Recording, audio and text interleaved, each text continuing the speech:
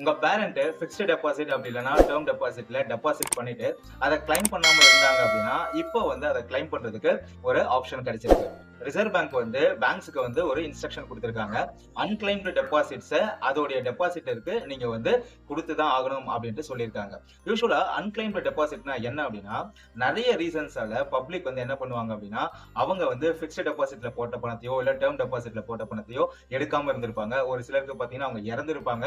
அவங்களுடைய வாரிசுகளுக்கு வந்து அவங்க அந்த மாதிரி டெபாசிட் பண்ணதே தெரிஞ்சிருக்காது. சோ இந்த மாதிரி சிச்சுவேஷன்ல அந்த பணத்தை வந்து என்ன சொல்லுவாங்க அப்படின்னா, அன்கிளைம்டு டெபாசிட்ஸ் அப்படின்னு சொல்லுவாங்க. இந்த பணம் எல்லாமே பாத்தீங்க அப்படின்னா ரிசர்வ் பேங்க் உடைய டெபாசிட்டர் எஜுகேஷன் அண்ட் அவேர்னஸ் ஃபண்டுக்குள்ள போயிடும்.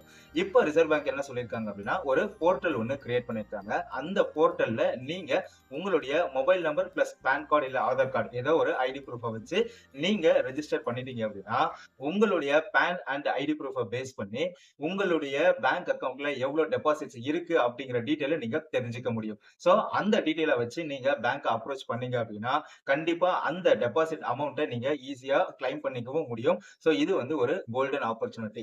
சோ உங்க வீட்ல யாராச்சும் இந்த மாதிரி பிக்ஸ்ட் டெபாசிட்ல போட்டுட்டு அதை கிளைம் பண்ணாம இருந்தாங்க அப்படின்னா இந்த சான்ஸ் யூஸ் பண்ணி நீங்க கிளைம் பண்ணிக்கலாம். சோ இந்த மாதிரி ரெகுலரான பினான்சியல் அப்டேஷன்ஸ்க்கு வீடியோவை லைக் பண்ணிட்டு பேஜை ஃபாலோ பண்ணிக்கோங்க.